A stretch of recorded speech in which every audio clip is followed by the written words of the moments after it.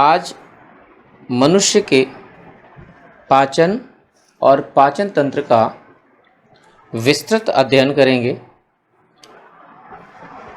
सबसे पहले पाचन क्रिया क्या है?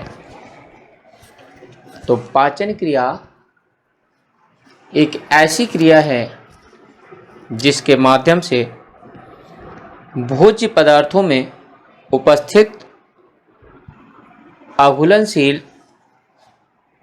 पोषक तत्वों को घुलनशील पोषक तत्वों में परिवर्तित करके शरीर के विभिन्न अंगों में उनसे ऊर्जा उत्पन्न करना पाचन क्रिया कहलाती है।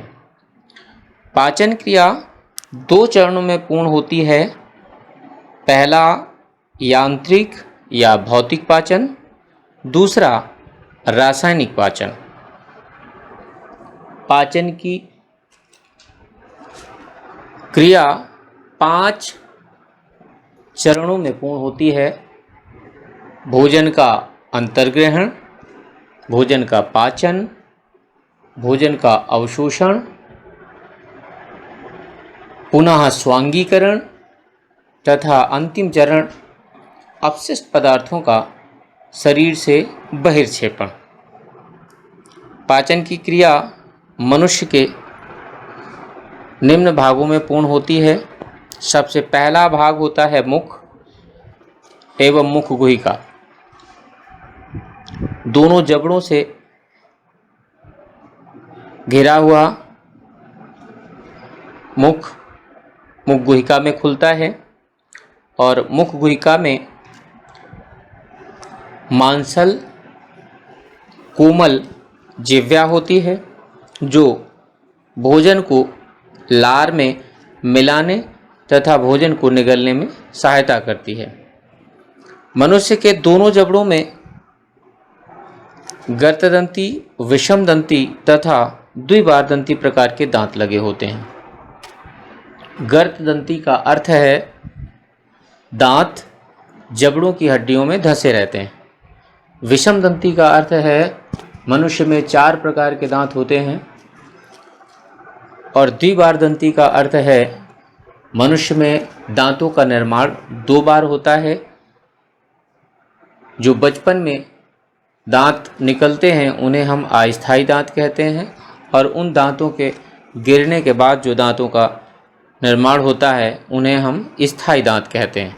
और ये स्थायी दांत 4 प्रकार के होते हैं: कृंतक, रदनक, चवर्णक और अग्रचवर्णक। मुख गुहा में 3 जोड़ी लार ग्रंथियां भी होती हैं: अधोजिह्वा लार ग्रंथियां, अधोहनु लार ग्रंथियां तथा कर्णमूल लार ग्रंथियां। और इन लार ग्रंथियों से लार का स्रावण होता है जिसमें श्लेष्म, लाइसोजाइम तथा टाइलिन एंजाइम पाया जाता है। मनुष्य के मुख गुहा में केवल भोजन में उपस्थित कार्बोहाइड्रेट्स का पाचन होता है जिसमें टाइलिन नामक एंजाइम स्टार्च को शर्करा में बदलने का कार्य करता है। और इसके बाद भोजन का पाचन ग्रसनी में होता है। ग्रसनी मुखग्रासन गुहिका का पश्च छोटा भाग है। ग्रसनी घाटी द्वार या ग्लाटिस द्वारा श्वास नली और निगल द्वारा ग्रास नाल में खुलती है। इसमें भोजन का कोई पाचन नहीं होता, केवल भोजन को मुख गुहा से ग्रसनी से होते हुए ग्रास नली में पहुंचाया जाता है। ग्रास नली पतली तथा लंबी नलिका होती है और इसमें अनुलंब पेशियां वलय पाए जाते हैं। इसके बाद भोजन आमाशय में पहुंचता है और आमाशय में भोजन का पाचन होता है। आमाशय इंग्लिश के अल्फ़ाबेट जे के आकार का होता है जिसके तीन मुख्य भाग होते हैं, कार्डियक भाग, फंडिक भाग और पाइलोरिक भाग।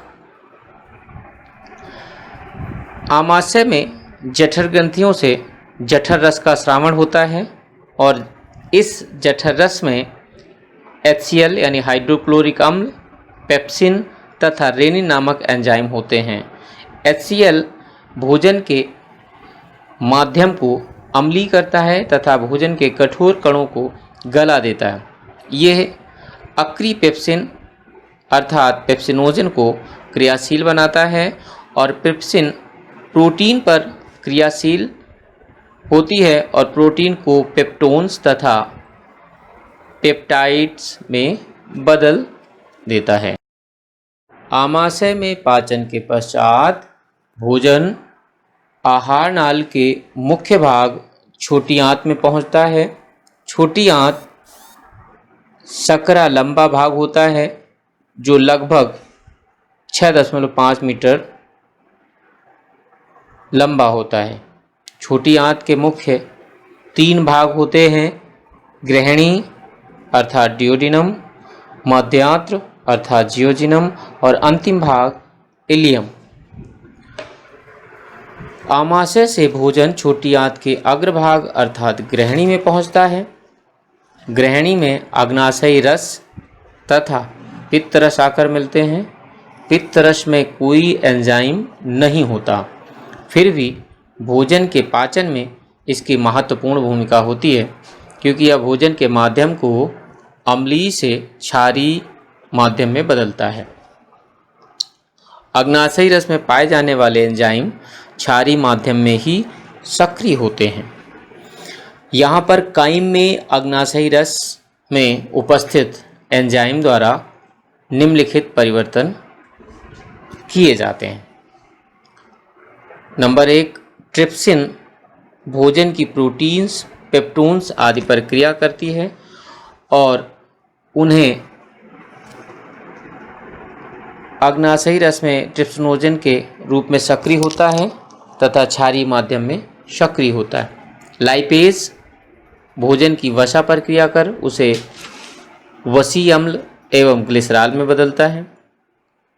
एमाइलॉप्सिन कार्बोहाइड्रेट्स पर क्रिया करके उन्हें माल्टोज एवं अन्य शर्कराओं में बदल देता है।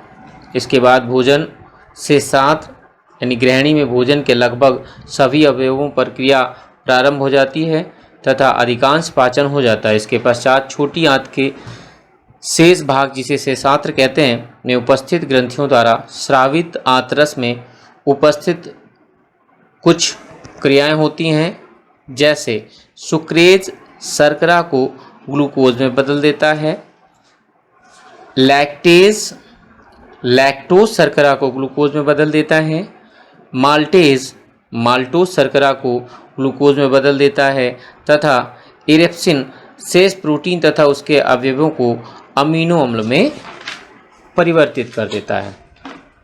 पचे हुए भोजन का अवशोषण भी छोटी आंत में ही होता है और भोजन के अवशोषण के लिए छोटी आंत में उंगली सदृश प्रवर्ध होते हैं जिन्हें हम रसांकुर कहते हैं और ये रसांकुर ही भोज्य पदार्थों को यानी पोषक तत्वों को भोजन से अवशोषित करके रुधिर में पहुंचाने का कार्य करते हैं और रुधिर के माध्यम से ये भोज्य पदार्थ शरीर के विभिन्न ऊतकों और कोशिकाओं में पहुंचा दिया जाता है।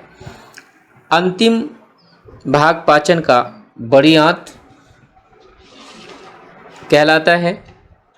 ये आहार नाल का अंतिम भाग होता है और इसे भी 3 भागों में विभाजित किया गया है। सबसे पहला भाग होता है उंडकी कपाट, यानी जिसे हम सीकम कहते हैं। इसके एक अंधनाल जुड़ी रहती है जिसे कृमि रूप परिशेषिका या वर्मीफॉर्म अपेंडिक्स कहते हैं। ये मनुष्य का अवशेषीय अंग है। दूसरा भाग बृहदांत या कोलन कहलाता है और बड़ी आंत का अंतिम भाग मलाशय या रेक्टम कहलाता है, जो गुदा द्वारा बाहर खुलता है। बड़ी आंत में भोजन का कोई पाचन नहीं होता। यहाँ से अपशिष्ट पदार्थों को शरीर से बाहर उत्सर्जित किया जाता है। यहाँ पर भोजन के लवणों तथा जल का अवशोषण होता है और शेष अपचित भोजन का मल के रूप में मलाशय में एकत्र किया जाता है तथा गुदा द्वारा समय समय पर शरीर से बाहर निकाल दिया जाता है। If you like this video, please click subscribe to watch more such videos. Thanks for watching.